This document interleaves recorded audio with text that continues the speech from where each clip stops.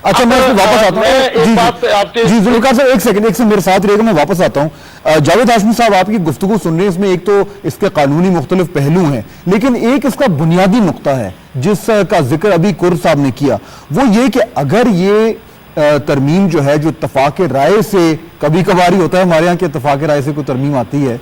वो अगर strike down हो जाती है तो उसके बाद तो ये प्रेसिडेंस बन गया कि पार्लियामेंट जो भी कानून पास करेगा, जो भी तरमीम करेगा, वो फाइनल वर्ड जो है वो सुप्रीम कोर्ट के पास होगा। ये पार्लियामेंट का जो एक सॉवरेंटी है उसके ऊपर एक डायरेक्ट हिट नहीं है। फाद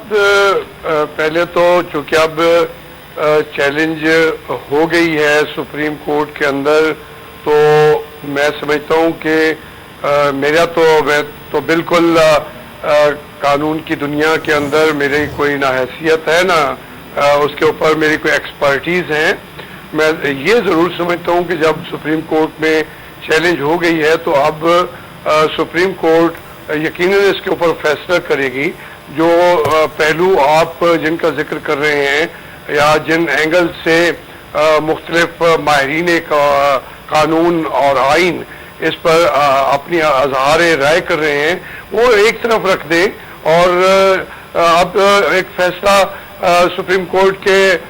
सामने आ चुका है, उनको देना होगा और उसका हमें इंतजार कर लेना चाहिए, क्योंकि इंटरप्रिटेशन का हक यकीनन सुप्रीम कोर्ट के पास है और वो आईनी तौर पर भी हमें उस वक्त बहुत तकलीफ हुई थी जब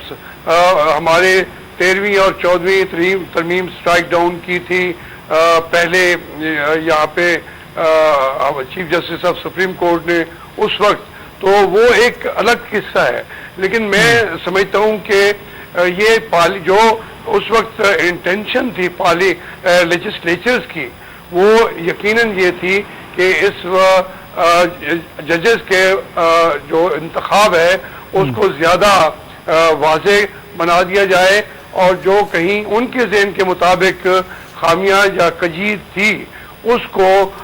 दूर कर लिया जाए। अब ये लेजिस्लेचर ने अपना एक रास्ता अख्तियार किया और कंसेंसस से किया। अब तो उसके बाद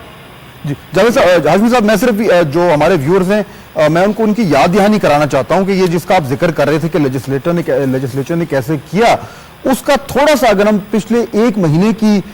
में जो वाकयात उन पर नजर दौड़ाएं तो आपको आइडिया होगा कि ये जो आज एकदम ये जो एक नई बहस छिड़ गई है इसका बैकग्राउंड है क्या। ये जरा देखिए कि सबसे पहले 2 मार्च को जब आईनी इस्लाहात कमेटी की मीटिंग्स हो रही थी तो 2 मार्च 2010 को आईनी इस्लाहाती कमेटी ने एक प्रेस रिलीज जारी की थी और उसमें उन्होंने कहा था कि जो जुडिशियल कमीशन के अरकान होंगे उसमें चीफ जस्टिस होंगे, सुप्रीम कोर्ट के 2 सीनियर जज होंगे, वफाकी वजीर कानून और इंसाफ, अटॉर्नी जनरल और पाकिस्तान बार काउंसिल की तरफ से नामजद करदा एक सीनियर एडवोकेट। ये जो ओरिजिनल प्रेस रिलीज थी 2 मार्च को। उसके बाद 20 मार्च को सुप्रीम कोर्ट बार एसोसिएशन की एक 13 रुकनी वफ्द की काजी अनवर की सदारत में मुस्लिम लीग नून के कायद मियां नवाज शरीफ से मुलाकात हुई और उसके बाद 25 मार्च को 2010 को मुस्लिम लीग नून के कायद मियां नवाज शरीफ ने जुडिशियल कमीशन की तश्कील मानने से इनकार कर दिया। यानी जाहिर बात है कि ये जो 13 रुकनी वफ्द की मुलाकात हुई, उन्होंने मियां साहब को ये कन्विंस किया कि ये जो जुडिशियल कमीशन जो आईनी इस्लाहाती कमेटी बना रही है ये दुरुस्त नहीं है।